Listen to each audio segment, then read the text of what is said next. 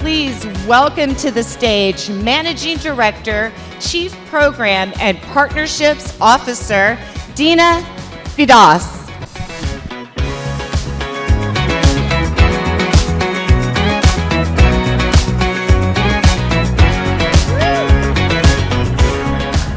Woohoo! Just me and, what is this, 1,400 of my closest friends? How was the opening? Woo! How many of y'all are feeling good right now? Awesome. I love hearing that. Thank you with my entire heart for being here at the Out and Equal Summit. This is going to be an utterly transformative week.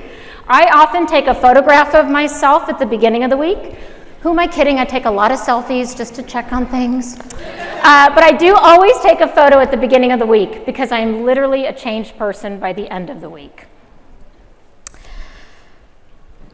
12 billion working days. 12 billion with a B. $1 trillion. That is what we lose in productivity every year to depression and anxiety alone. But I want today to be a day that we flip that script on its head. The pain of depression is real. The churn of anxiety is real. But so too are the innovative strategies that so many of us take to show up in our workplaces, in our communities, and with our families. Whew. 1,400 of my closest friends. Summit's a day to take risks. Am I safe here to take a risk? All right, thank you. You'd think being out in the world as a big old lesbian advocate, I've shed all my closets. I've been doing this since 2007. But there's a closet I think I'm still in. And with your all's love and support, I'm about to come out of it. Thank you. The first time I experienced crushing depression, I was 4 years old. I'm a born this way lesbian, and I'm a born this way depressive. I come from a long line. I say we are depressed but cheerful women on my mother's side. And it was utterly debilitating. I'll never forget, I was on a tricycle on the playground. The sun turned a sort of sepia color. Everything around me changed. And in many ways, I feel like I've been running away from that moment since. I'd probably do about 5 things before 8 a.m. to sustain my mental health and well-being. And one of the things that always keeps me grounded is an extraordinary gift from my mother. I'm a parent and I'm also a proud daughter. And I think in addition to loving our children, take friends, family, spouse, modify it as you see fit. It's not just to love a person, but to make that person feel understood. And I think the greatest gift my mom ever gave me, because she could see the pain I was in and she could see that I also had equal shame. She said, "You're an orchid. You're an orchid. You're not a dandelion. Dandelions can grow like weeds. They don't need much, and they flourish, and they're just as beautiful. Orchids need a little more. They need more nurturing. They need more support, and then they're up, and they're beautiful, and they're sturdy. And it's okay that you need a little bit more." Thank you all for giving me the confidence to say that to you today. So, I lead 3 of our teams here. It is the privilege and honor of my career to be a managing director here at Out and Equal. It's a busy job. And folks are often saying, it's like, God, you can be hyper productive. Well, part of the reason I can be so productive and joyful in my work is because I begin every day holding myself accountable for my own mental health and well-being. I don't leave that to anybody else. It starts with me. But I also check in with my team. What'd you do today for your morning routine? I'm not prescriptive about what it is. For me, it's going on runs, and I also like to talk to the occasional deer and birds. Some of you are Facebook friends with me, so you've seen my nature pictures. But who we are, how we arrive at taking care of our own mental health and well-being is what forms the backbone of strong leadership. And it's time that we stop seeing our mental health and our well-being as a liability. It's an asset in the workplace. It's an asset to our authentic leadership. So just as my mom equipped me with a totally life-changing framework for understanding my own mental health and well-being, somebody magically sort of came into my world a few years ago, and that's our next speaker, Jen Fisher. Jen Fisher's body of work on human sustainability has been utterly life-changing for me, and she has brought with her the gift of her books, which are for everybody in the back of the room here. Thank you to Deloitte and to Jen. And I am supremely confident that Jen Fisher is about to change your lives and your concepts around what she calls human sustainability. A little bit more about Jen. Jen is the human sustainability leader in Deloitte's Purpose Office, driving the research, eminence, and innovation around human sustainability, which supports the long-term collective well-being of individuals, organizations, climate, and society. She aims to position Deloitte as a leading voice on the intersection of work, well-being, and purpose. Previously, Jen served as Deloitte's first ever Chief Wellbeing Officer and evolved the U.S. organization's health and wellness program into a first-of-its-kind, holistic and inclusive well-being strategy. She's also a TEDx speaker, co-author of the best-selling, award-winning book, Work Better Together: How to Cultivate Strong Relationships to Maximize Well-Being and Boost Bottom Lines, editor-at-large for Thrive Global, and host of the Work Well podcast series. Please, with your warmest, enthusiastic welcome, help me bring Jen Fisher to the stage. Jen?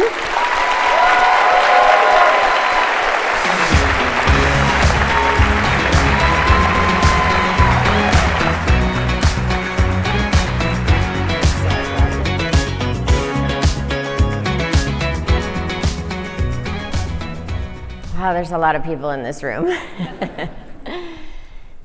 I got the call just after my 40th birthday. I'd found a lump, and I didn't think much of it until a mammogram turned into an ultrasound, a biopsy, and then a concerned look on the technician's face. I was not prepared to hear the words, "You have cancer." I thought I was going to die. I started to tell my family and friends, and then I worked up the courage to tell my boss. I said to him, "I understand if you don't want me to be the Chief Wellbeing Officer anymore. How can I lead well-being if I'm unwell?" Oops, that's not supposed to be there. He said, "Jen, I know you're a really smart person, but that is the dumbest thing I've ever heard you say." He went on to say, "This is an opportunity, albeit a really sucky one, to walk the talk on what well-being really means. Well-being isn't massages and luxury.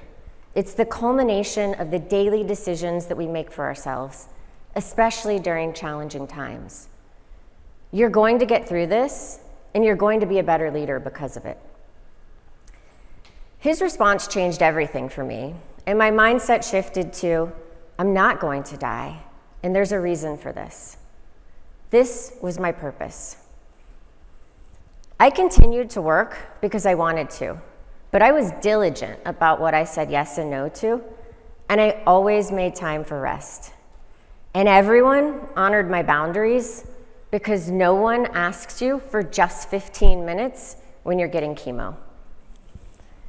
And my doctor said, as long as you feel well enough, don't stop doing the things that make you you. So I went to Las Vegas for a work meeting.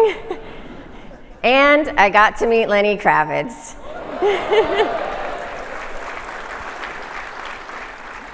And although I had a pretty great wig, his hair was still cooler than mine. My boss was right. I'm 7 years cancer-free.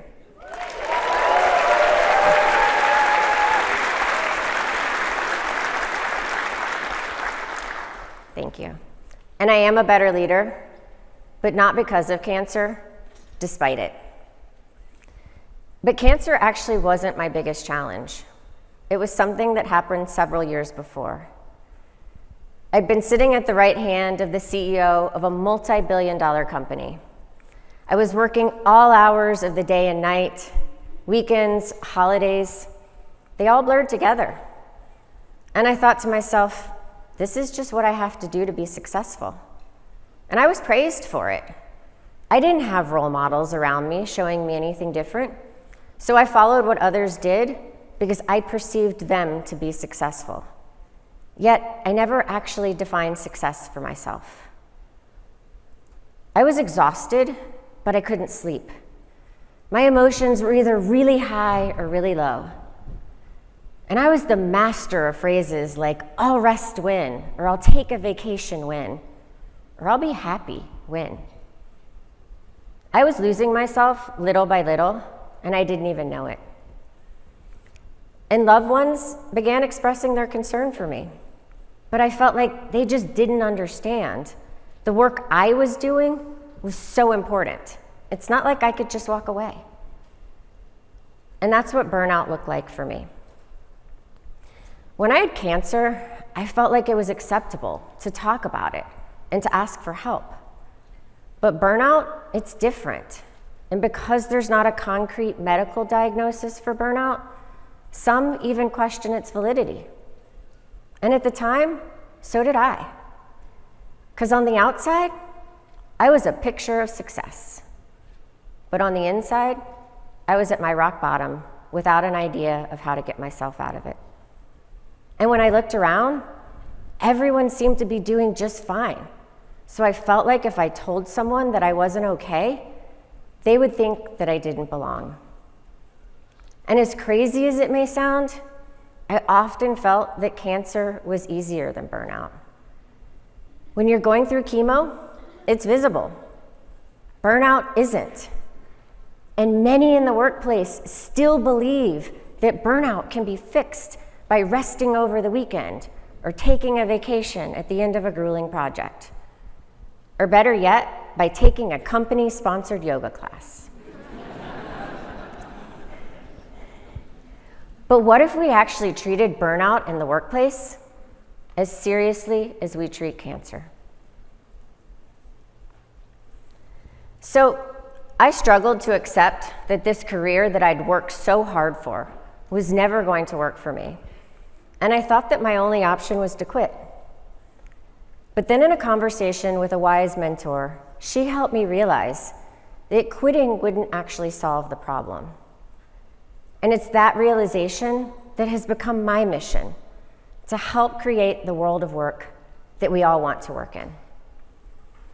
So I started to build a business case, but the only research that existed at the time was around sports and the idea that well-being fuels high performance. But this isn't always true in business. Productivity doesn't always equal well-being. People can be high-performing and incredibly unwell. I know because I was one of them.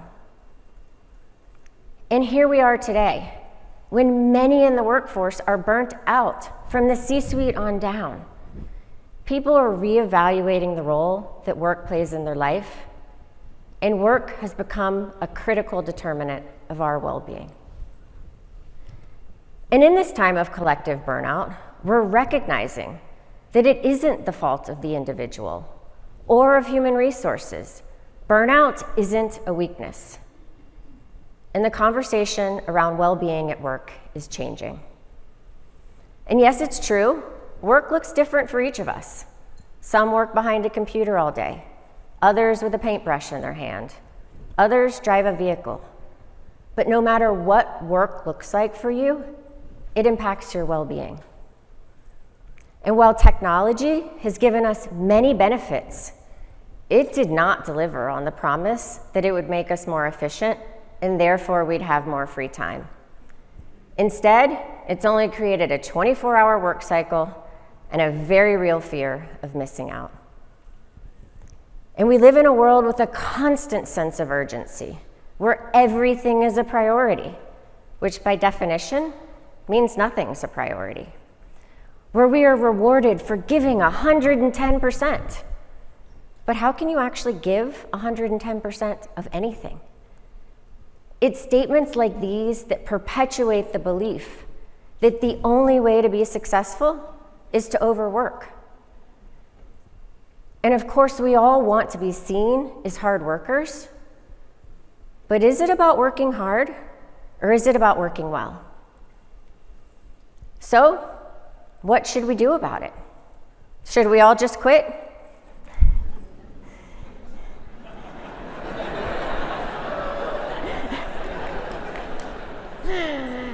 I think there is something that we can do about it, and I'm going to share 3 ideas to get us started. First, as cliche as it may sound, it starts by taking care of yourself. None of this works without that. If you are burnt out, your perspective of what good looks like is out of focus. We all need to know what our non-negotiables are. For me, I'm known for the Gen exit, which means that no matter where I am or who I'm with, when it's time for me to go to sleep, I get up and leave, oftentimes without even saying goodbye. Who's with me? Because we've been misled to believe that self-care is wine Wednesdays and bubble baths, that it's something that we've earned because we're completely exhausted. And did you know that you are the greatest infringer on your boundaries? It's not someone else. Our boundaries are worthless if we don't uphold and communicate them. But when we honor our own boundaries, other people respect them too. So we all need to be asking the question, why do we give ourselves permission to rest when we have cancer, but not when we're burnt out? And leaders play a huge role in answering this question, which brings me to my second point. The good news is that the skill set for what makes a great leader is changing. And while financial, operational, and technical skills will always be relevant, what's needed now are human skills. And here's what I think this leader looks like. They don't just focus on the bottom line, because they know without good people, there is no bottom line. They don't just reward you for how you grow sales, they reward you for how you help grow people. They don't just believe that high productivity is a measure for good well-being, because they know that it can also be a signal for burnout. And they don't just invest in the latest employee wellness programs, they invest in creating company cultures that are committed to human sustainability. And they don't just define our value in life by the work that we do, because they know that work is just one of many inputs to a well-lived life. There's this term, servant leadership, that's become really popular over the past several years. But I find this term to be really confusing, because it puts all of the focus on the leader taking care of everyone else above themselves.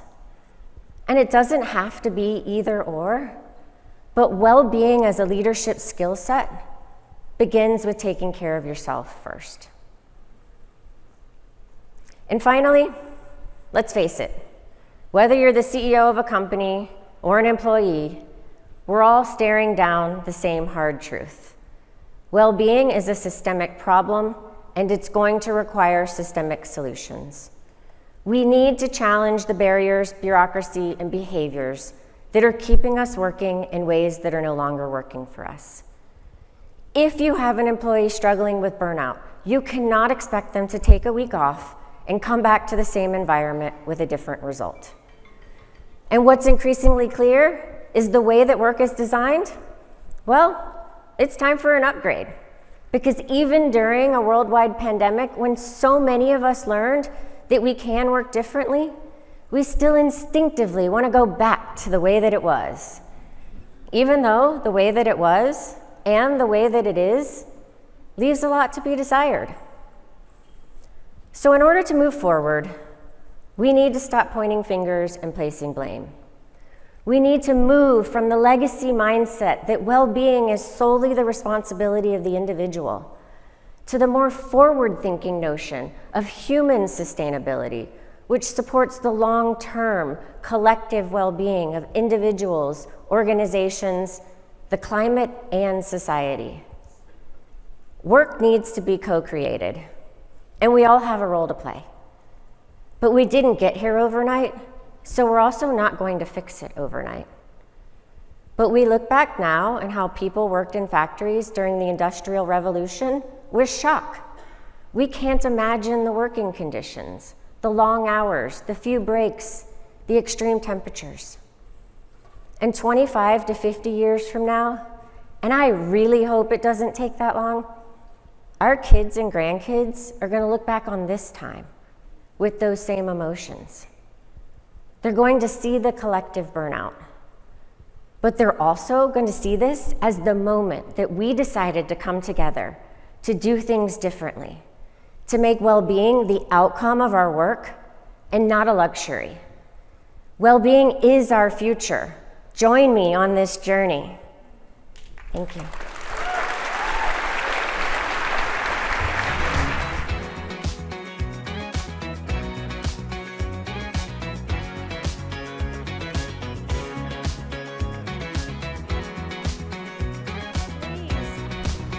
One more time for Jen Fisher.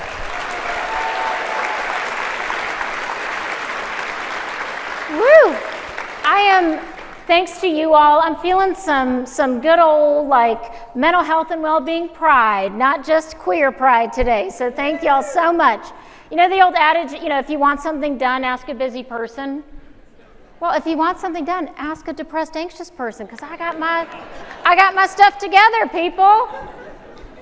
All right, we are going to ask you all 2 questions now before we get to our next portion of our fireside here. So I'm going to ask my colleagues to please put our Menti up on the screen.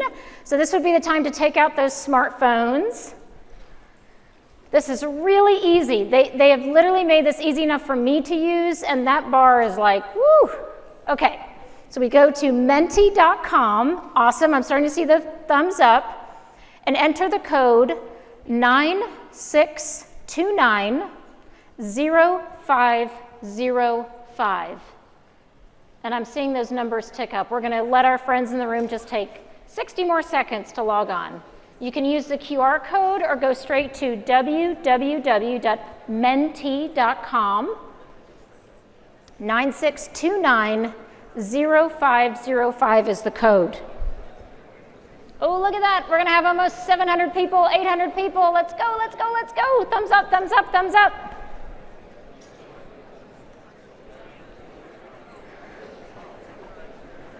All right, stay with me, stay with me. Let's have a hush over the crowd, an exhale. Okay, the first question, if you could please, in a word, how do you support your own human sustainability?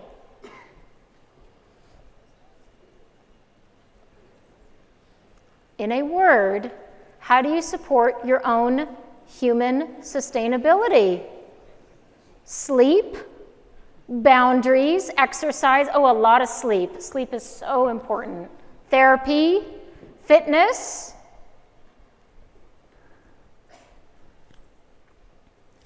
Love saying this.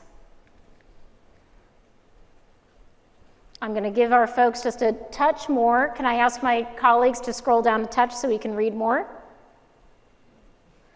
We need, you know what? I think we are all a little tired today and feeling the need for sleep. Okay, so sleep is number 1. Absolutely. And why is it that when we're kids, we fight nap time? Wouldn't it be nice to roll some cots out here? All right, so sleep is our biggie. Fitness, exercise, anything else? Sex. Okay, that's right, we're throwing it out there.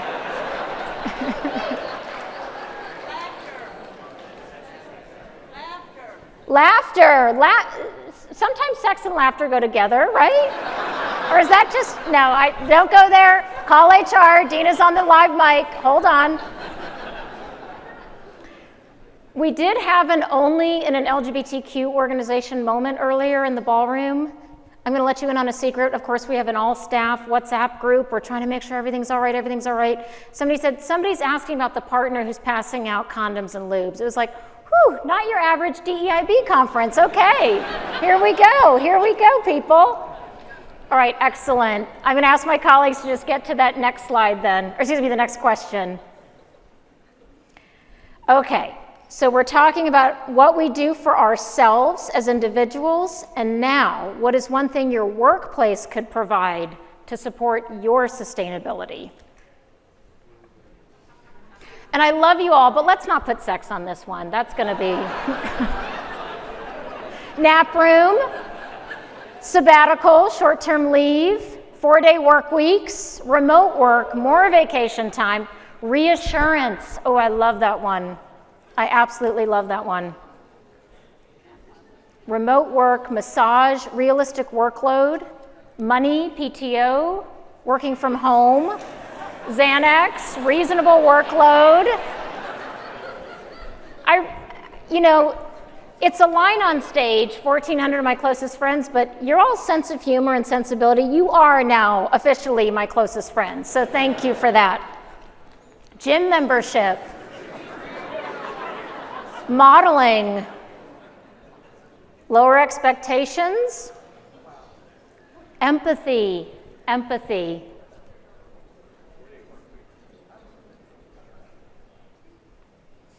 All right, we'll give folks just another minute here. Improve head count. Allow dogs in office. Okay, I love that. On-site gym. Respect my boundaries. This is such an incredible combination of structural pieces and also interpersonal, also what it means to give and receive respect and assurance in the workplace. And to Jen's point, burnout's not resolved with Wine Wednesdays or even a nap, as much as we might need a nap. We need to feel connected to our work. We need to feel respected and included, like we belong. All right, you all are the absolute best. We're gonna wind this one down. Thank you all so much for participating. I'm gonna pivot now to our fireside and to our speakers coming, a new speaker and a speaker coming back. So I'll ask us to wind down the Menti. Thank you so much. So I think I mentioned I love running. Now, I am not as fast as the person I'm about to bring on stage, but I live to run. I absolutely love it. It gives me so much joy. I read up on my running heroes, and one of them I have the absolute honor and privilege to bring to the stage now. I'm going to tell you a little bit about him before he hops up here. And this would be none other than Chris Mosier. Thank you. Chris Mosier is a trailblazing Hall of Fame triathlete, All-American duathlete, and a 7-time member of Team USA. In 2015, he became the first known transgender man to represent the United States in international competition and was the catalyst for the change for the International Olympic Committee policy on transgender athletes. He is also a 3-time national champion and the first transgender athlete to compete in the Olympic trials in any sport in a category different than their sex assigned at birth. In 2016, he was sponsored by Nike and featured in his own Nike commercial, which debuted on prime time during the Rio Olympics. Chris was the first trans athlete featured in the ESPN Body Issue. Chris is known as the go-to source for policy and information on transgender people in sport, something we so desperately need right now. In 2013, Chris created the site transathlete.com, a resource for students, athletes, coaches, and administrators to find information about trans inclusion in athletics at various levels of play. He has mentored transgender athletes around the globe, from high school and recreational to the professional levels, and helped teams, leagues, and professional sports leagues create gender-inclusive policies. We are in for quite a treat. Please welcome Chris Mosier and welcome back Jen Fisher.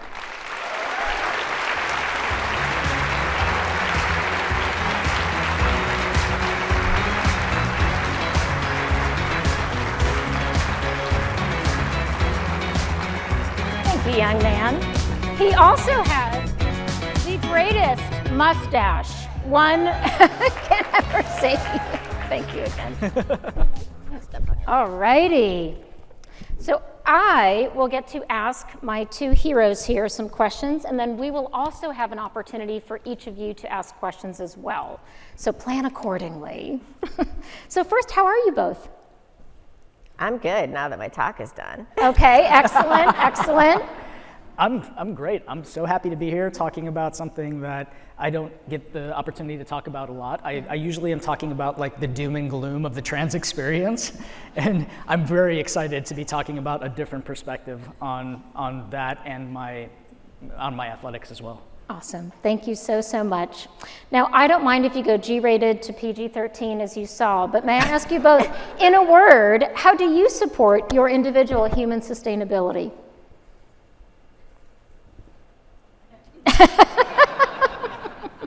This one's too easy. Sleep. That's good. I wish I slept more, but that is definitely not it for me. Do you really sleep a lot? I do, yeah. That's awesome. My bed is a very safe place. Keeps the world out. I think mine is prehab. So like doing things for myself that future me will be happy that I did. I love that. Like sports-wise and outside of sports, like my advocacy work as well, trying to set myself up in the future to be in better position. So part of that is sleep. I should sleep more, but. I thought the instructions was one word. Called out. Prehab. I didn't think people would know. Because that was just like brilliant, and I said sleep. Everybody, no, please. Everybody knows what sleep is. How many people know what prehab is? Like 4 people in here knew what I was talking about. Okay. We're already off the rails, Dina. Get us back. You know what? When I was at House of Blues last night, I looked at what was maybe my second beer and said, will future Dina like this? Because you've got to be up at like 4 a.m. tomorrow. So sometimes I let future Dina and present Dina just, I trust in the process that they will meet happily together at some point. How was the second beer? Fantastic. Yeah. And how was 4 a.m.? Yeah, 4 a.m. was beautiful. I like to say I'm not facing the parking lot, I'm facing the sunrise. It's all about your framework, people. So, some claps, thanks, all right. Now, Chris, you wear so many hats. Team USA, advocate, inspiration to so many. Could you tell us more about the journey to what got you here today? Yeah, I mean, how far back should we go? I started at 4, so you're welcome to start. Yeah. 4 is actually like the best place to start, I think. When I was a kid, I found my family, my friends, and my community through playing sports. You know, I think this is a common experience for a lot of young people, whether they think of it as playing sports or just playing, right? But when I was on a sports team, I was able to find the validation and the acceptance that I felt like the other kids in the neighborhood were getting, but I wasn't getting as a little gender nonconforming kid. And so sports, you know, with that validation and with being good at sports, I really threw myself into it as a way to express myself in a more natural way. Because in sports, particularly as a young girl athlete, sports gave me the cover to be more masculine, to be a tomboy, to express myself in my dress and my physicality in a way that felt really authentic to me, but not accepted in the classroom, not accepted in the neighborhood and other spaces. So that was really, you know, the beginning of that journey of becoming a 3-sport all-conference athlete in high school, thinking that I would go on to play basketball in college, and having this moment of being like, you know, so many excuses of why I didn't pursue that. You know, first generation college student, I needed to pay for school myself. I wanted that rich, like, I don't know the age range here, but the Saved by the Bell experience. You all know that? Like, I wanted to do the clubs and organizations and meet me at the max and have the friends and do all that stuff. And I couldn't do that if I was an athlete, but the truth of it was that I didn't see myself on a team where a coach was saying, hey ladies, and let's go girls. Right. But I didn't have the language or terminology to sort of put that into perspective at that time. I just had always felt like me. And so that really was the journey through sports and identity that kind of came to an intersection when I got out of college and started to do running and cycling on my own, because I could do it on my own and not have to be a part of a team. Right. But I could do it with other people if I wanted to. I bought a bike, taught myself how to swim, became a triathlete, won my first triathlon, and I was like, okay, I think I found my sport. But also I was too embarrassed to tell people that I won, because I won in the women's category. And that was like a big light bulb moment for me of putting together all the pieces of sports and how I was feeling inside. I transitioned in 2010. I made Team USA for the first time on the men's team in 2015. Amazing. And you did the other bio stuff, but I think the main part that I want to share about that part of that experience and why I'm sitting here today is just, I know the life-changing, life-saving power of sports. And I think that every person should have the opportunity to pursue their passions and be their authentic self without having to compromise any part of who they are. And so, my goal is that young people get those experiences that I had when I was a kid, and in 23 states right now, they can't. That is my mission. And for anybody who's of any age, to be able to look at themselves and say, it's never too late to fully be who I am and to share that truth with the world. Incredible, incredible, Chris. Thank you so much. Now, it was not by design, but you each have quite a bit in common. I just reached out to two of my favorite heroes and brought them together. Now, I'm going to start first on a lighter note. I don't know, unless this is thems are fighting words, but somebody said something that perhaps you share a mascot in your history in common, or each of you may want to elaborate. It's time to come out of another closet. Fair warning. Are you now, or have you ever been a mascot? I think there are rules about this at Disney. I'm not sure that you are actually allowed to say. There is a code of conduct. You want to go first? So, sure. Yes, I was my high school mascot. Anybody from Miami? Any Miami people here? Woo, woo, woo! I was a Palmetto Panther. I was the Palmetto Panther. So I was high school mascot. I will say that I was the first female mascot. Woo, woo, woo! The mascot suit was disgusting. Okay. I don't know how I actually survived it, but yeah, that was me. So. Love it, Mr. Mosher. I think I have like Febreze PTSD from our mascot suit, because we would just swap the suit from person to person, and sometimes you'd get it and still be wet. I mean, it's just like, yeah. Okay, you're still awake. It's good. So while I didn't do the college basketball experience, I did have that deep desire to be a part of a team again. And I remember working in our C store and seeing the cheerleading team walk in, and Wildcat Willie came prancing across the cafeteria. And this was my first 3 months of school, and I was like, I'm going to be Wildcat Willie. And people are like, I have questions about you. And I was Wildcat Willie. I got my Division I cheerleading NCAA letter in cheerleading, which I think is a fun fact about me. And for a year and a half, I was Wildcat Willie and traveled around the state of Michigan with the different teams, and yeah. Amazing, amazing. On a more serious note, you both have been advocates in athleticism and sports. And whenever I need inspiration, I log on to Instagram and I see you both being incredibly active. So I want to hover in this space for just a moment. Jen, you have an interesting relationship to advocacy in sports. Can you talk about your Title IX experience? Yeah, absolutely. So I went to University of Miami, and growing up, I played soccer my whole life. And when I went to University of Miami, I was never good enough to actually be like a collegiate soccer player, so it wasn't in the cards for me to even really go to a school that had a collegiate team. So I went to University of Miami, and I joined the club soccer team, the women's club soccer team, and we found out that the school was in Title IX violation, which means that they didn't have enough women's sports. And so being the rambunctious 18, 19-year-olds that we were, we decided we were going to take on the school. Awesome. And have them make women's soccer what's the word I'm looking for? Equal to or Varsity. Oh, Thank sorry, you. varsity. A varsity sport. I don't know who said that, but thank you. So that's what we did. We kind of outed the school, and they did make women's soccer a varsity sport. I will say the first few years of it being a varsity sport, we were kind of on our own. We were the bad kids that kind of outed the school, and so we had to fundraise for our uniforms and things like that, but we made it happen, and I'm proud to say that the women's varsity team is excellent now, and that's amazing. that's part of the legacy. So I guess I've always been a little bit of a pain in the butt.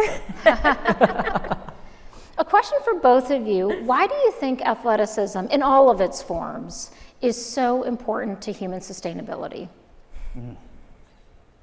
Well, I think there's such a parallel between being a high-performance athlete and being a high-performance employee, right? And so, I think that there's a real crossover in what's required of us in different spaces.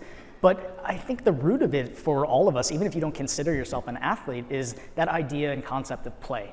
Of going back to our nature of being lighthearted, because so many parts of your talk really resonate with me in the grind culture that we've really created for ourselves and how unsustainable that is.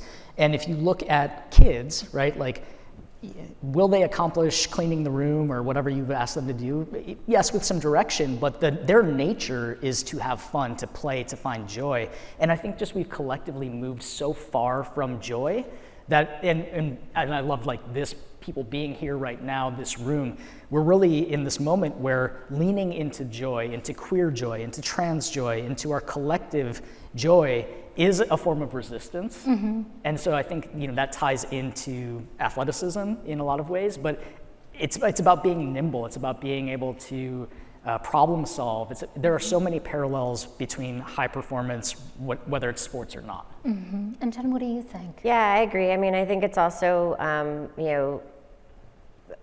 a sense of belonging, right? Connecting with something that you're good at or something that matters to you. And the parallel to the workplace too is, a sense of belonging, a sense of purpose and meaning. What is it about your work or your sport that brings you purpose and meaning, that is so important to our long-term health and well-being and human sustainability. And we know from the research that people that have that purpose and meaning in their life tend to have higher senses of well-being. And so I think there's a lot that we can learn and that we have learned in corporate America from athletes. But I also think that, in addition to that, recovery, right? And Chris, you and I talked about this, right? Is athletes at your level, your skill is so high. The people that you're competing with, their skill set is so high that your best performance comes in your recovery and not necessarily always from the constant always on training. But when we're at work, or the way that we've designed the modern workplace, it's we're constantly always on. We're always in training, we're always in performance, and we actually view recovery and rest as lazy. I mean, there's all these new terms that I can't keep up with, but lazy girl jobs, and I want to know why it's just girls. But anyway, but things like that where we almost are demonizing rest and recovery, that I think is such a critical component that athletes for so long have understood. That's what helps generate and create high performance, especially at the most elite levels. So.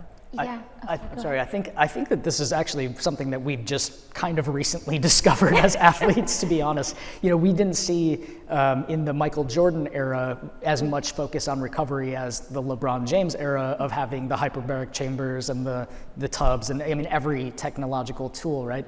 I think in my own journey of fitness, I saw that the initial path to success was grind, hustle, work hard, outwork everybody else.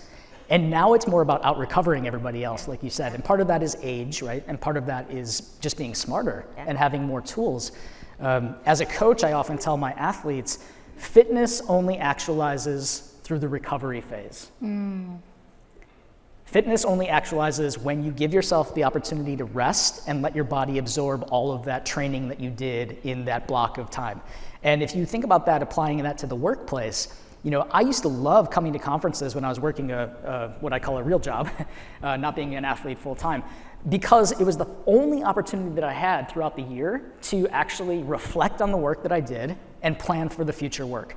And you know, part of being in conferences are awesome because it's like a family reunion for you all here, right? And you get to network and you get to like see other people that you know, and it's fantastic. But how often in the rest of your year are you taking that time to step back, reflect, think about your projects or case studies, share that information with other people, and get motivated and excited about the year to come? And so like the key for me as an athlete in high performance is figuring out how can I do that more often, weekly, daily, right? Reflect, rest, reset, set goals, and go through that process like you all are doing right now. And I do think another area, both in kind of the working world and in sport, that we're seeing a lot more of and need to see more of is the discussion around mental health. Yes. And you know, people raising their hand saying, I need a timeout, I need a break, I need to focus on my mental health. And thank you, Dina, for sharing with us. We had a session yesterday with Deloitte folks, and we were all sitting around a table kind of talking about intersectionality. We had these little papers, and every single one of us checked anxiety. I'm like, okay, so who at this table is not anxious, right? Like there wasn't a single one of us. Exactly. Right? But like seeing more leaders, more athletes, more people that we admire and respect, or more people that we love, be open about our mental health, and that's part of the human condition. I said it in my talk, it's not a weakness. Actually, being open about that is quite a strength, and it's a gift that you give to yourself and so many other people that need that strength too. Absolutely. And we feel no, well, I shouldn't say royal we, hopefully there's no shame in saying, for example, oh my gosh, my blood sugar dipped, I've got to take a quick break and get a snack. But how many of us could equally say, my anxiety spiked, I need to take a break and I will be back. That is the sign of whether or not there is true belonging in your workplace. And my guess is for a lot of you right now, this is a next frontier to be able to talk about. Something else, and of course I just love everything that both of you put out on social media. It's sort of like, that's why I go, social media is still a really good thing. And it reminds me of something that you recently posted, Jen. How many of us have fitness bands, whoops, phones, right? Do these devices reward us for rest? Or do they beep and tell us, go move, His does. something else, right? His does. Yours says to rest. Yeah, this one tells me that I'm too stressed out. And this is, you know, one of the interesting things, the reason that I've got this is a Whoop. One of the reasons that I have it is it tracks your strain, but it also tracks your recovery and your sleep. Excellent. And gives you a score on all of those. And I fail miserably. You know, as much as I aspire to rest, especially on travel days, you know, traveling to places to speak and whatnot is so disrupting. And I mean, everybody in the room has a sense of that. A travel day is never smooth.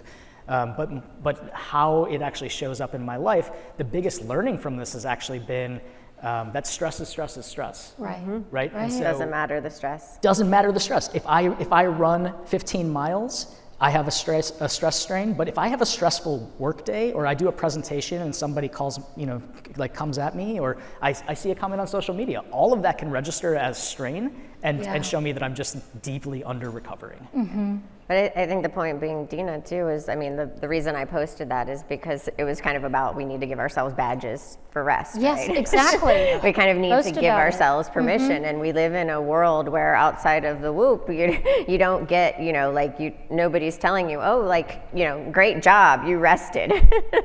Exactly. But, you know, it's almost that it's sad in some ways that we live in a world that we kind of need that reinforcement that it's okay to rest without having to. I used to wear a Whoop, but I was telling Chris backstage that the data started to consume me a little bit, and I kind of had to say, okay, you and I no longer have a good relationship. I'm not wearing it. That's right. Yes. Boundaries, good. Yes, my wife has seen me pacing before going to bed because I want to your close steps in. Yes, exactly.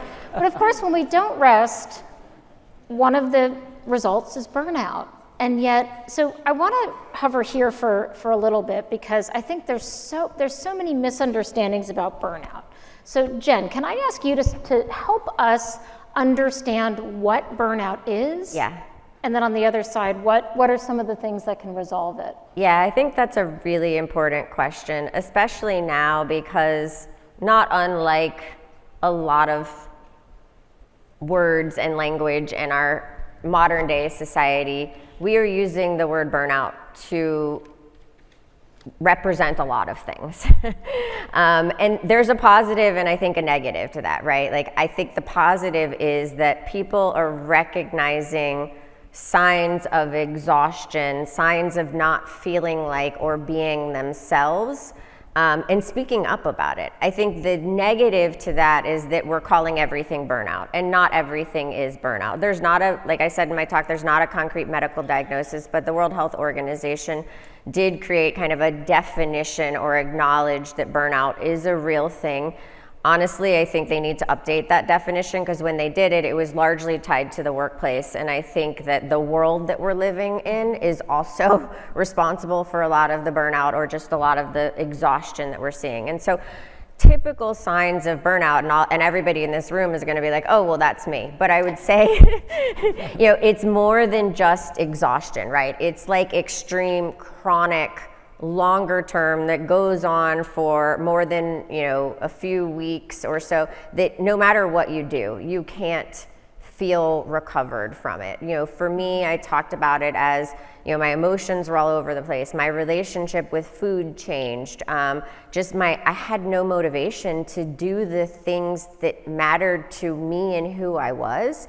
My relationships suffered, my marriage suffered, my friendships suffered, right? And so those are signs, but look, those are also signs of depression and anxiety and lots of other mental health related struggles that people have. And so what I will say about burnout and any other mental health related struggle that you might have is, we're terrible at self-diagnosing. Like, don't self-diagnose, and don't do Dr. Google. If you are struggling with burnout or otherwise, if you're struggling, seek out the help of a mental health clinician. If you don't feel comfortable doing that, seek out the help and guidance of a friend, or just somebody that you can talk to and share what you're going through. I can tell you, guarantee 100%, you are not alone in what you are going through, and I think that that's really important. But I do think that we need to get our definition around burnout right, because we don't want to invalidate those people that are truly struggling with burnout, and kind of understand that that in itself takes a lot more recovery to get back to a steady state or a new place that is sustainable. And that's kind of, I think, the work that I do, and what we're seeing is that, people are experiencing extreme levels of exhaustion or extreme levels of burnout, but we're not changing the environments that we're living and working in. So what is it that we, unless we just are really strong people, which most of us are, but we're not great about certain things. We're going to go back to an environment, and we're putting all of the pressure on the person to say, okay, the environment's not changing, so you have to change, and you have to be really strong, and you have to be really resilient, and if you burn out again, then it's your fault, right? Without looking at okay, what's wrong with the environments that we're living and working in, and what are these systemic issues that are creating the problem that so many of us are experiencing? It's not just you or me or 3 other people in this room. I mean, I don't, if you don't feel comfortable, but show of hands, how many people are feeling tired? I mean, everybody's just tired right now. The world is a hard place to live in, and I think we need to acknowledge that. One of the many tactics that I've taken from your body of work, and again, I'm so grateful that you've brought your book here and that you are sharing this with the world, is you literally gave me a different understanding and vocabulary for burnout, and it has fundamentally changed not just my work life, but my wife and I talk about it now. And that burnout can take the form of feeling disconnected from sort of the purpose of what you're doing. And that is huge when you're doing mission-driven work. that you can lose sight of what's really important. I think the catastrophizing. So now I use the Jen Fisher sort of mental checklist where I'm like, okay, I just thought that something going out with a typo is a catastrophe. Maybe once in a blue moon that is, but for the most part it's not. So rather than lean in on the typo, I go, Dina, you're catastrophizing. What do you need?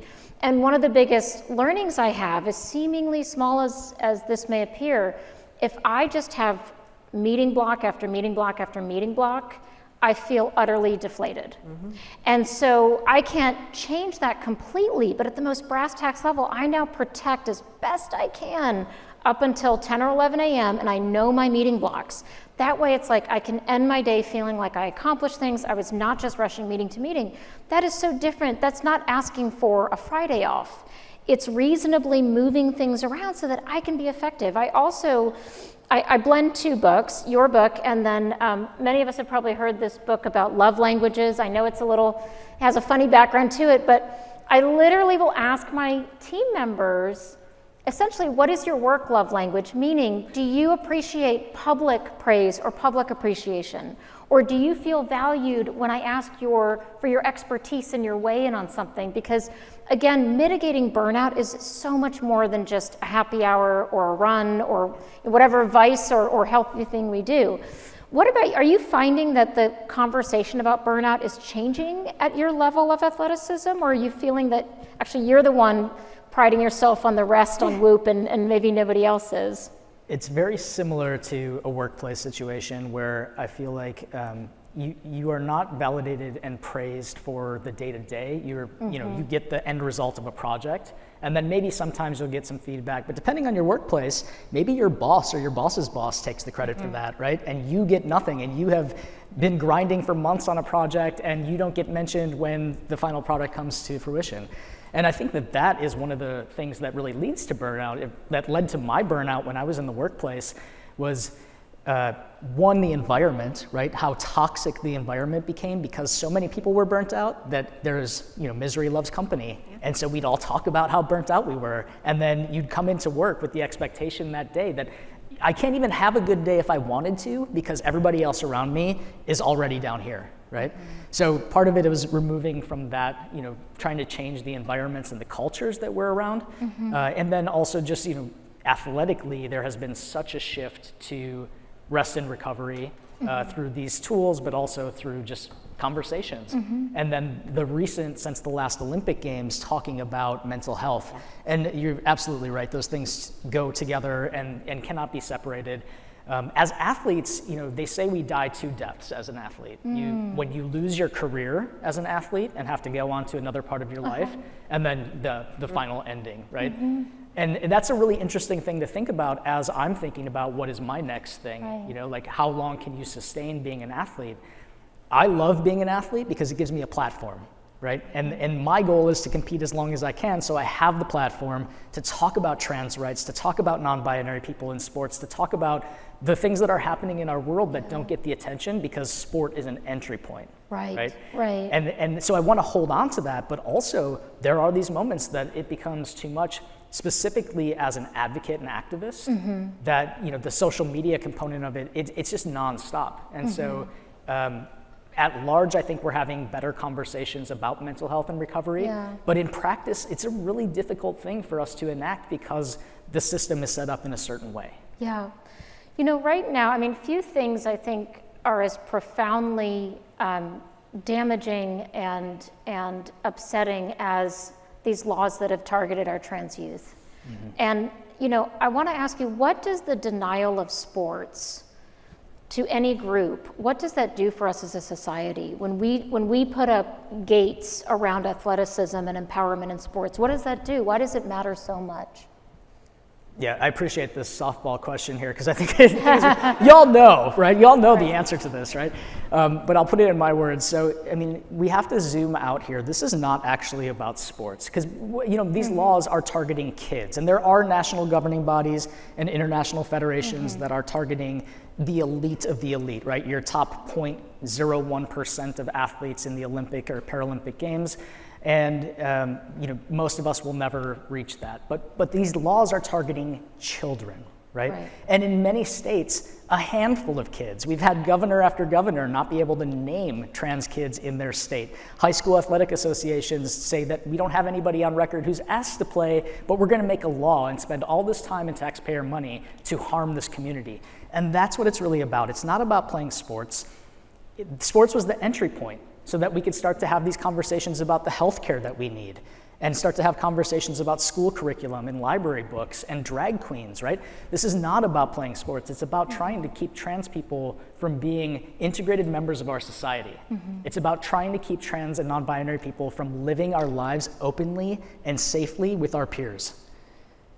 And that's really what is the harm of this. It's not about whether or not a 14-year-old can play field hockey with her friends, even though she started the team, and she can't. She's the only one in that state. But it's about the bigger picture of trying to separate a part of our population. And for all of the queer people, the LGB people, I want you to know, right? Like, this is not going to stop at trans people, and we know that, right? Y'all are next, and it's happening right now.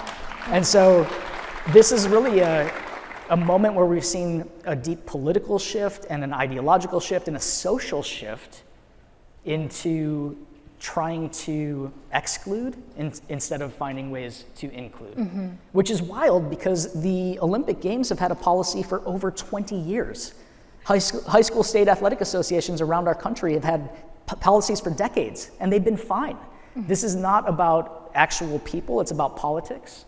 And the harm is there's a deep trickle-down effect to feeling like we don't belong and we're not valued or welcomed or accepted. And we know that has catastrophic impacts. And I think, the sort of national consciousness rising right now around sports in a way that arguably it did a few decades ago with some of the original Title IX fights.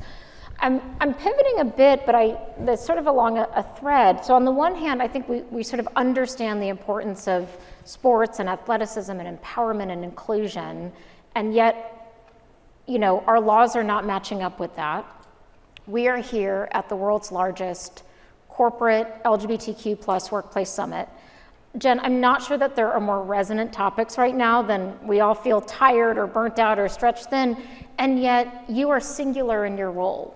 Why is this topic, why are there not Jens and chief human sustainability officers at every company? Well, there should be. Yeah.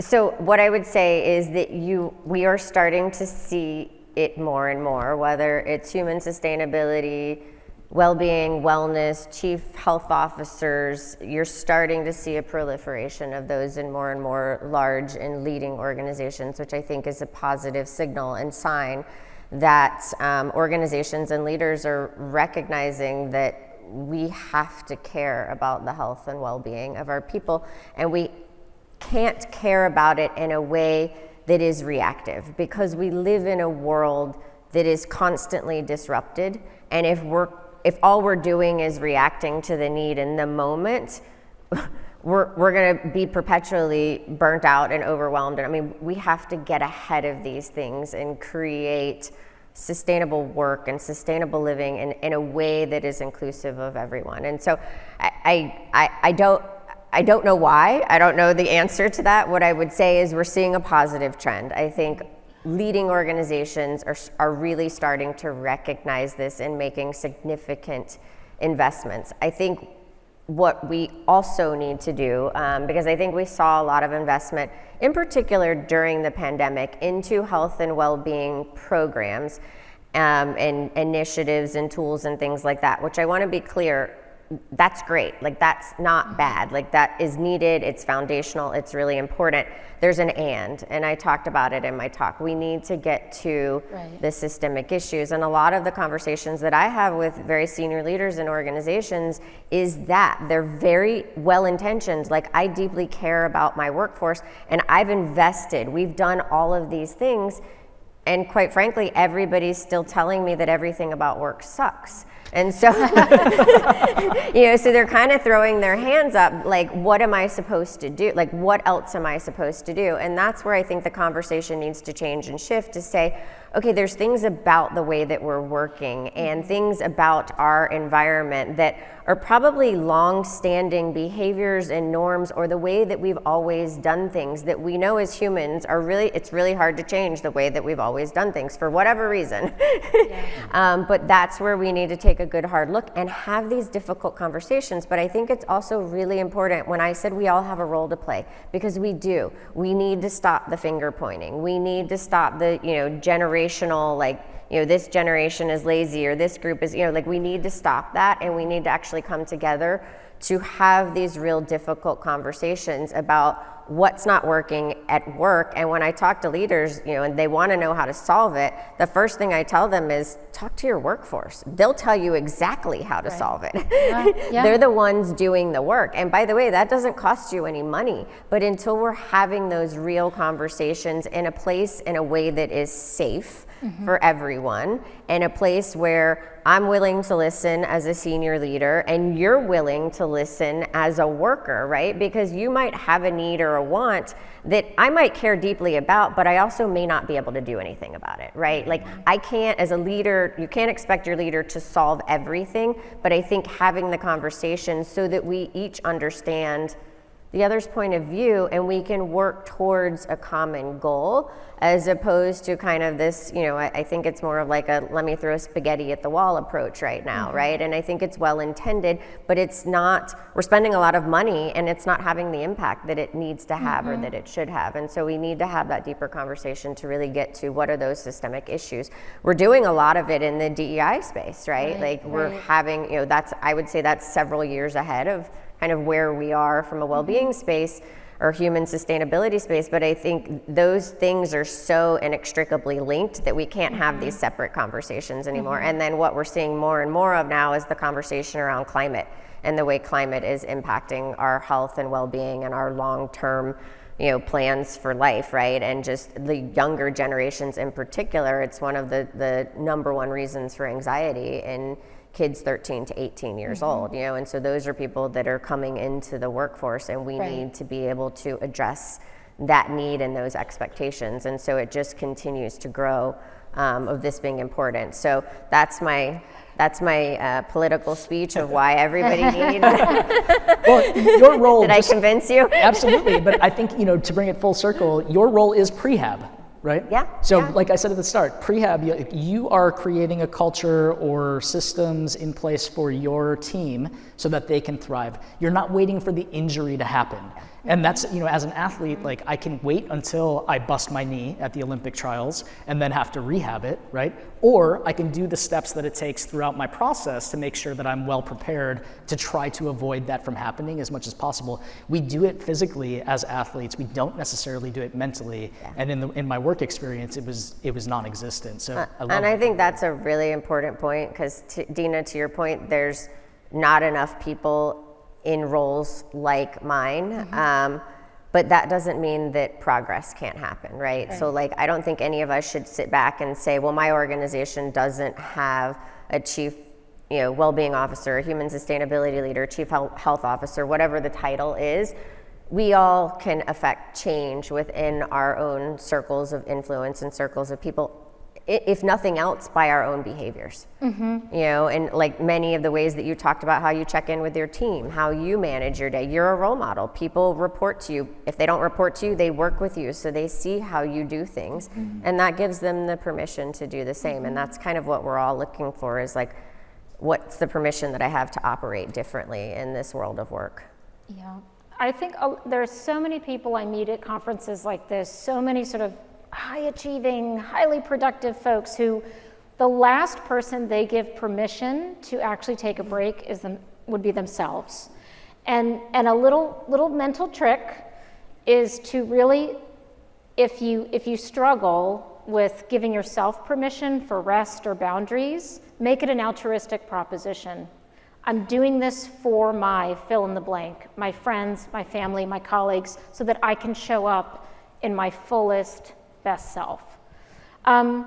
I want to actually pause. We have such a vibrant room of people. I want to pause to give an opportunity for some Q&A before we close out. We've actually got a healthy about 20 minutes or so if folks want to take this opportunity to tap into the wisdom of Chris and Jen. And I think, forgive me, it's a bit dark. Could I ask folks to do a jig or something for the microphones? We have some mic runners. And we have some hands going up.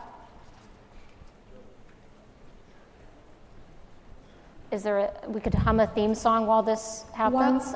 While we're getting the mic runners out, we have some questions that have come in through our virtual platform that we can get started with, if that's okay. Absolutely, Nikki. Thank you so much. So our most popular question here is, what sort of arguments can we use against the point raised that trans women shouldn't be allowed to compete in competitive sports? What can we say to these arguments?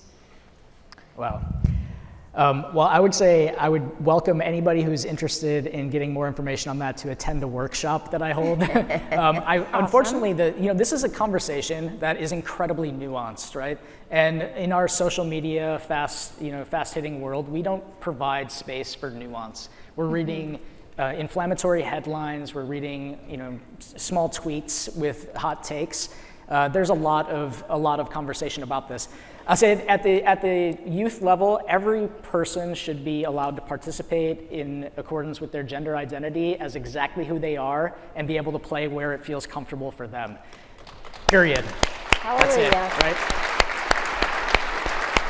We really have to keep in mind what is the goal of sports, what is the intended learning outcomes and values that we're trying to instill. And for so many people, sports is an educational piece, right? Sports is part of our educational system. These are school activities, and every young person should have the opportunity to participate as they are.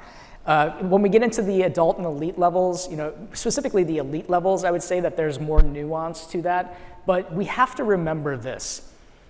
No trans person is transitioning for athletic glory, right? Period. True. That's it. Yeah. No one, it's just so funny. There's no cis dude who's like, you know what? I'm gonna give up all my privilege, right? And pretend to be a woman to try to dominate in women's sports. That doesn't happen, right? It doesn't happen that there's domination of any level of anything, but also there are rules in sports at various levels of play, every level of play, every sport, that prevents boys and men from playing with girls and women.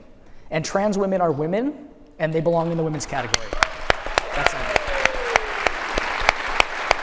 But I would say, if you are truly interested in learning more of the talking points, I just put out an article in Self magazine that's online about kids playing sports, and it has some talking points about the common questions that I get about trans girls playing in girls' sports. And then if you're interested in learning more, I would love to talk to you about higher level sports. I think it's part of the conversation that even if you truly are not a sports person, like don't care at all, this is a conversation that people are having at the water cooler and in the grocery store and at the coffee shop, that we need to be able to have some things in our pocket to prevent the transphobia from taking over the conversation, right? Regardless of what your personal views and opinions are or your current level of knowledge and information, understand that there are real people that you are talking about who are being impacted by the way this conversation is happening. So we need to be able to have conversations that keep our humanity in mind. Yeah. Thank you so much, Chris. Hi, I just wanted to say thank you so much for telling us about your struggles with depression and anxiety. I too suffer from those conditions, and I was wondering, how do you recommend that we work with our leadership to make that a more open, like coming out of the closet to them, so that they can maybe understand better when we need that mental health day, or to realize that I'm at that anxious point, I need to step back. I'll go first and then encourage my colleagues here to jump in. So thank you. So I think first and foremost, my degree is in sociology. I'm not a lawyer, but I am going to make one broad statement here, which is check in with your HR and internal counsel, because mental health conditions are protected categories under the ADA. So there's sort of one section here that would be in the realm of accommodations. I'm not going to speak to that again because I wear a social research hat, not a lawyer's hat. But as with any segment of our workforce, LGBTQ, women, folks who live with mental health conditions, when we start to generate best practices around one segment, it illuminates best practices across the board. So as an example, I read a really great, sort of handy, very brass tacks piece on what it means to be a good colleague or a good people leader for folks who live with anxiety. And what are some of those tips? Don't put meetings on the calendar without any description. That can be, now obviously folks will be okay, but it is not ideal. Now, is that a best practice just for folks with anxiety, or is that actually a really great common sense reminder that we're not going to have effective meetings if we don't know what to anticipate? My favorite is, you got a few minutes to talk?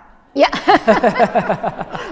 Through the roof. And then you're like, yeah, right, the stomach just drops, And so I think, cracking open that conversation, the other, I'll preempt a little bit of a talk, I'm going to give it a few nights, but all kinds of new thinking can happen when you replace the word need with deserve. And so, it's great to be a people leader and say, so do you need anything from me this week to your team?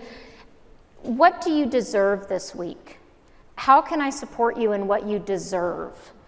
And, I have just extraordinary team members and colleagues, and they are so hardworking. And to be able to say, what do you deserve? And somebody will say, I deserve some comp time this Friday. It's been really hectic. Here's everything I've done. Now sometimes it is straightforward, it's time off. Sometimes it's, actually, can we be more flexible with this meeting? I would love to just go be with my cat and enter my work day. And, to the degree that can be accomplished, that's great. And, I always say, I won't promise I can do everything here, but even proactively opening those conversations, I think, can be very effective. And again, you start with sort of one segment and it illuminates, I think, helpful tools across the board. But I'd invite you all to jump in as well. That was a lot for me right there, because when I hear the word deserve, I think about those moments in my life before I came out or right after coming out. These are the moments that defined me as an athlete, right? Made me make Team USA, because I was so uncomfortable with myself, and so I hated parts of myself, right? And so if someone was to ask me what I deserve, I'd be like, nothing, I'm horrible. I didn't do enough. I probably don't deserve the rest in recovery this week. And that was the fuel to be high performing. But that idea, it really challenges one's sense of self-confidence and self-worth. And what a great way to say, wow, if a supervisor came to me and said, I deserve what I need, that would be incredible. I love that. Now Nikki Inclon is in the back and can refute all these wonderful things folks are thinking about me as a people leader. So Nikki, you can give the real scoop later. Jen, any thoughts on this before we get to the next question? I think one other thing I would say is, if you are the person that is struggling and needing to ask for what you deserve, or just communicate, what's going on with you with your leaders, I would say, first of all, if you're very uncomfortable talking to your leader, like Dina said, you can go through HR, but you can also, I think, start with your colleagues, right? The people that you work most closely with, and ask for their support and have that conversation with them if that feels more comfortable to you.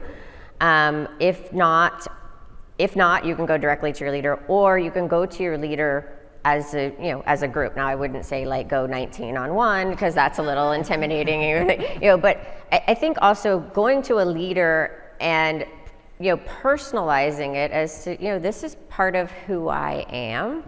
And my work is really important to me, and I want to make sure that I show up and demonstrate my commitment to my work, but I also have these other things that are going on. And I always say need, but now I'm going to say deserve, but and kind of tell them, like, what does this look like for you? Because I think part of this is also educating one another and our leaders on these types of issues. I think we have to realize that these aren't really things that we've always talked about in the workplace, right? And so not everybody, and mental health in particular is still very stigmatized, right? And so it's still an uncomfortable conversation for a lot of people. And by the way, it might always be an uncomfortable conversation for you. That doesn't mean that you shouldn't have the conversation, right?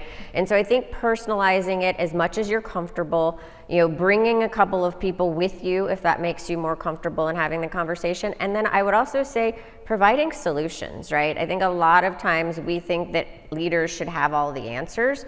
We don't have all the answers, trust me. We're just getting by most of the time too. And so if you have answers or if you have ideas, I struggle to, I have yet to find a leader that I've had a one-on-one conversation tell me that they don't care. They're humans too, right? And I think we have to also remember that. And sometimes it's hard to remember that. But I think having a one-on-one or a very, difficult or deep conversation, that's what I was kind of saying, is we need to uncover, we need to have these, we need to get comfortable having these conversations, or if we're not comfortable, we need to summon up the courage to have these conversations, because they're really important to the long-term success of each of us as individuals as well as our organizations. And quickly, I'll just say, I think the allyship part of that is the most important part for me. My takeaway is that in my deepest, darkest depression times and my most highest anxiety times and my struggles with athletics or whatever, it's very similar to my coming out process in the workplace. I didn't know what I needed. And so when I hit I've never experienced such anxiety as I did a couple of years ago, and I had no idea what would help me because I've never been in that position before. So I couldn't tell a leader or a colleague or a friend or my partner what I needed to feel good in the day because I just didn't know. I just found myself in this spot where I'm like, well, this doesn't feel good. So finding an ally, for me, it was my partner, a teammate, a coach that I could talk to and just say, listen, here's how I'm feeling. I truly don't know what I need and what would make me feel better, so I can't give you a solution, but here are a couple of things maybe we can try, right? And so I guess that is offering a couple of solutions, but I like showing up with me and my anxious friends. We're here. Exactly. We've got about 8 minutes left, and I know that there were some other hands raised. Could I trouble our Encore colleagues to...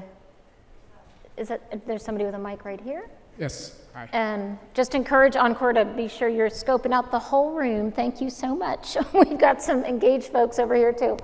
Go ahead. Chris, Jen, both for being here. I have a quick question. So I'm seeing an intersection here between high-performing individuals, triathlon, and burnout. Personally, I kind of bounce back between all of that. So I burn out at work, and so I go back to triathlon, and then I burn out at triathlon, and then I get injured, and I go back to work, and then I burn out at work, and I go to marathon. Any recommendations for how you break that cycle? I understand, rest. Sorry, can you go? Yep, sorry. Yeah. Oh, thanks. Much louder. But I understand the importance of rest and recovery. I'm curious if you have any recommendations for how you break the cycle between burnout and whatever it is that you're using for that recovery. Breaking the cycle of burnout, is that sort of the... Accomplishment addiction, accomplishment burnout. Oh, yeah, that's a great way to frame it. Anybody relate to that wheel? Yeah. How do you break that cycle? Yeah, so you had mentioned, the no one rewards you for a good night of sleep, and I think that part of it is setting up the system for yourself that, similar to I reward myself for a good morning routine, right? That I know that I'm going to feel better if I do this, this, and this. To shake the cycle of burnout, whether it's your training or your workplace, I think you have to identify that there's a problem, or you see that a problem is coming, and then have to your point, you can't show up at the same office with the same desk, the same environment and the same workload and think that things are going to be different. I can't go back into my training just as it was without making some modifications to help myself get better and prioritize rest and recovery. So it's taking a big picture look at what the problem is and what your system looks like, what your calendar looks like, because a lot of times it is a calendar issue, right? We are just pulled in so many directions, whether it's too many projects, too many meetings. I look at my wife's calendar and I'm like, you literally have meetings all day. Like you have no time to go to the bathroom, to respond to an email, to do the actual work that you were hired to do because you're in meetings talking about work, to like a meeting to talk about the next meeting.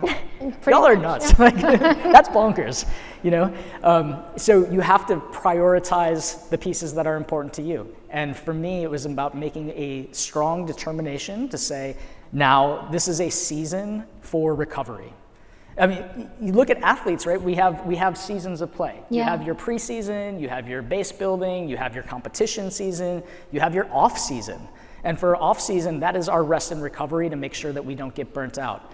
And you'll see with athletes who just train from race to race to race to race to race around the calendar year that those are very short-lived careers. We need that time where then I get to have the season for family. And I get to hang out with my family for the holidays and see friends I have been neglecting because I was prioritizing my training.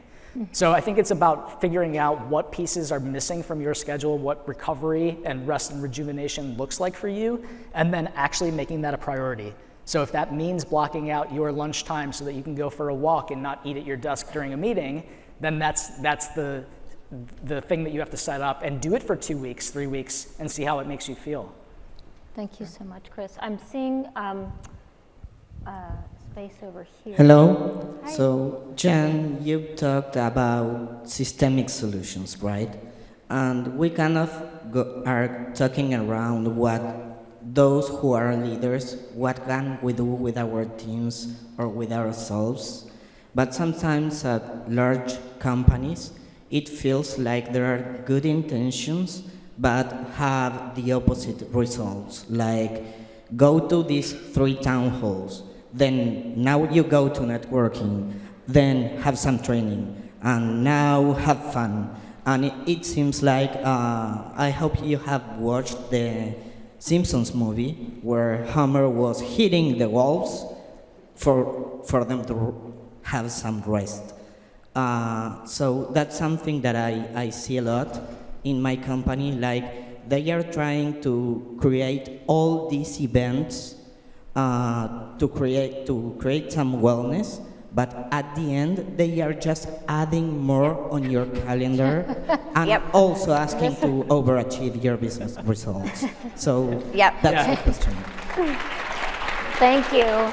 And I would say that it's not just within organizations. I think the wellness industry in large part has convinced us. I mean, that's why I kind of made fun of Wine Wednesday, not that there's anything wrong with having, but like the wellness industry in large part has tried to convince us that we need to do all of these things and then we're gonna feel well, right? And so my advice there is, you know, participate or tune into the things that actually help you and ignore the rest and give yourself permission to say no. But the wellness industry overall, in Jen's view of the world, nobody else, we've gone a little far in trying to convince people in like what they need or what they need to purchase or what they need to participate in to feel well. And honestly, there's a lot of research coming out from a psychology perspective that's showing that it does have the opposite impact, right? Like if we're we won't go to sleep until we get our steps, right? Like your sleep is way more important than your steps, right? And so we've gotten into the, like, it's actually impacting our mental health because we're trying to keep up with like all these new things that we're supposed to be doing so we'll feel better. It makes us feel worse. So say no. Just say no. I love Just that. say no. So I think I'm going to ask for a closing thought, but also I want to let everybody know that both Chris and Jen have been generous enough to be able to stay a little bit after this is done. For those that love an autographed book, Jen is generously here to sign some books. But before we adjourn, or for those that want to stay and grab a book, question for each of you. What is one thing, just one thing, or 2 or 3, whatever you decide, that each person, each person, irrespective of job title, irrespective of exactly what they do day to day, but what can they do to promote human sustainability? Yeah, I mean, I think I said it in my talk. It does all come down to, or starts with, not come down to, starts with taking care of yourself first. And I think we all need to get real with ourselves as to what do I need, what do I deserve, and give yourself that permission, because it is true. Until you give yourself that permission, everything else in your life is going to be sub-optimized. You know, until you're feeling as best as you can. I stopped saying your best every single day, or maybe your best every single day is different, but we need to give ourselves and others permission to take care of ourselves in real and meaningful ways. And I don't think until we create that culture that is the foundation and not something that's selfish, right? Oh, can you believe Jen said no because she wants to go to sleep, or Jen left at 8 because she wants to go to sleep. You know, until we stop kind of demonizing that culture and celebrating that culture, we're gonna have a hard time moving forward. And so I think it starts with all of us, and then truly and genuinely giving that permission to other people, and in our workplaces, the best that we can, celebrating that behavior, because a lot of times we celebrate the wrong behavior.